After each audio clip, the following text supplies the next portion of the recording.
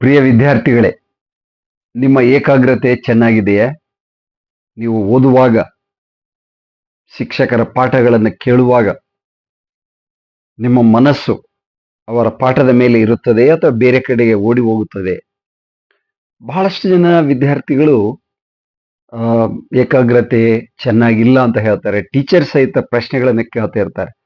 ನಾವು ಪಾಠ ಹೇಳ್ತಿರ್ತೀವಿ, ಅವ್ರು ಅಲ್ಲಿ ನೋಡ್ತಾರೆ, ಇಲ್ಲಿ ನೋಡ್ತಾರೆ, ಬೇರೆ ಕಡೆ ನೋಡ್ತಾರ ಅಂತ ಹೇಳ್ತಾರೆ. ಮನುಷ್ಯನ ಮನಸ್ಸನ್ನ ಮರ್ಕಟಕ್ಕೆ ಹೋಲಿಸಲಾಗಿದೆ.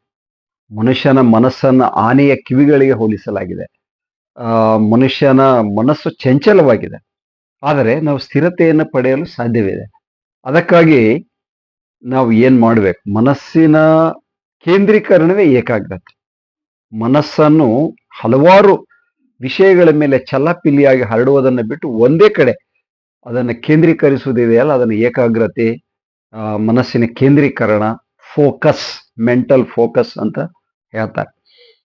ಸೊ ಅದನ್ನು ನಾವು ಸಾಧಿಸಬೇಕು. ಏಕಾಗ್ರತೆಗೆ ಕಂಟಕಗಳು ಬಹಳಷ್ಟಿವೆ. ಅವುಗಳೆಂದರೆ ಗದ್ದಲಗಳು. ಹೊರಗಡೆ ಯಾರಾದರೂ ಮಾತಾಡ್ತಾ ಇದ್ರು, ಯಾವುದೋ ಒಂದು ವಾಹನ ಹೋಗ್ತಾ ಇತ್ತು, ಅದರಿಂದ ನಮ್ಮ ಮನಸ್ಸು ಆ ಕಡೆ ಸೆಳೆಯಲ್ಪಡುತ್ತದೆ. ನಮ್ಮ ಜ್ಞಾನೇಂದ್ರಿಯಗಳಿವೆ ಅಲ್ಲ, ಕಣ್ಣು, ಕಿವಿ, ಮೂಗು, ಇವೆಲ್ಲವುಗಳ ಮೇಲೆ ಈ ಪ್ರಚೋದನೆಗಳು, ಪರಿಸರದಿಂದ ಪ್ರಚೋದನೆಗಳ ದಾಳಿ ನಿರಂತರವಾಗಿ ನಡೆದಿರುತ್ತದೆ ಮತ್ತು ಅವಾಗೆಲ್ಲ ಬೇರೆ ಕಡೆ ನಮ್ಮ ಮನಸ್ಸು ಎಳೆಯಲ್ಪಡುತ್ತದೆ, ಸೆಳೆಯಲ್ಪಡುತ್ತದೆ. ಆದರೆ ನಾವು ನಮ್ಮ ಮನಸ್ಸನ್ನು ಕೇಂದ್ರೀಕರಣ ಮಾಡಲಿಕ್ಕೆ ಸಾಧ್ಯ ಇದೆ. ಅದು ಹೇಗೆ ಅನ್ನೋದನ್ನು ನಾನು ನಿಮಗೆ ತಿಳಿಸ್ಕೊಡ್ತೇನೆ. ನಾನು ಡಾಕ್ಟರ್ ರುದ್ರವಾರ ವೆಂಕಟರೆಡ್ಡಿ, ಮನೋವಿಜ್ಞಾನ ಪ್ರಾಧ್ಯಾಪಕ ಮತ್ತು ಹಿರಿಯ ಮನೋವಿಜ್ಞಾನಿ, ಆಪ್ತ ಸಲಹೆಗಾರ, ಬರಹಗಾರ ಮತ್ತು ಸಾಕಷ್ಟು ಉಪನ್ಯಾಸಗಳನ್ನ, ಭಾಷಣಗಳನ್ನ ಮಾಡಿದ್ದೆ.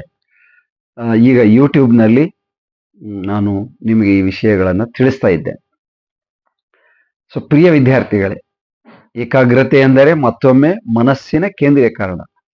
ಆಲೋಚನೆಗಳು, ಭಾವನೆಗಳು, ಉದ್ದೇಶಗಳೆಲ್ಲವೂ ಸಹಿತ ಅಲ್ಲೇ ಇರಬೇಕು. ಅದು ಬಿಟ್ಟು ಬೇರೆ ಕಡೆ ಹೋಗ್ಬಾರ್ದು.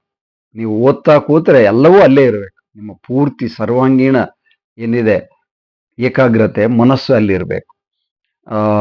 ಅದು ಬೇರೆ ಕಡೆ ಓಡಿ ಹೋಗ್ತಾ ಇರ್ತದೆ. ಆದರೆ ಅದನ್ನ ಅಲ್ಲಿಗೆ ವಾಪಸ್ ನಾವು ನಿಲ್ಲಿಸಬೇಕು, ಅದನ್ನು ಸ್ಥಿರಗೊಳಿಸಬೇಕು.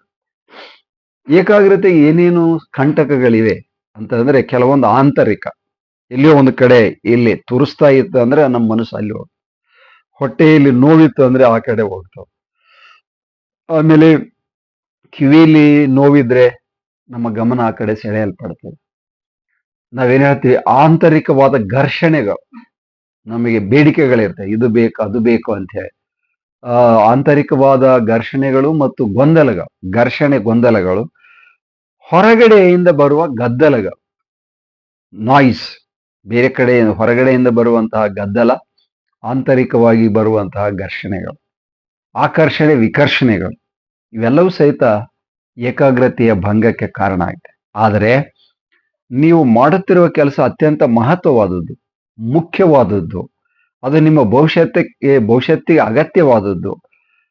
ಅದರಿಂದ ಮಾತ್ರ ನೀವು ಜ್ಞಾನಾರ್ಜನೆಯನ್ನು ಮಾಡಲಿಕ್ಕೆ ಸಾಧ್ಯ ಇದೆ. ಅದರಿಂದ ಮಾತ್ರ ನೀವು ದುಡ್ಡನ್ನು ಗಳಿಸ್ಲಿಕ್ಕೆ ಸಾಧ್ಯ ಇದೆ ಅನ್ನುವ ಒಂದು ತಿಳುವಳಿಕೆ ನಿಮ್ಮಲ್ಲಿ ಉಂಟಾದಾಗ ನಿಮ್ಮ ಮನಸ್ಸು ಬೇರೆ ಕಡೆ ಹೋಗ್ಲಿಕ್ಕೆ ಸಾಧ್ಯವಿಲ್ಲ. ಸೊ ಆಂತರಿಕ ಘರ್ಷಣೆ, ಗೊಂದಲಗಳನ್ನ ಪರಿಹರಿಸ್ಕೋಬೇಕು.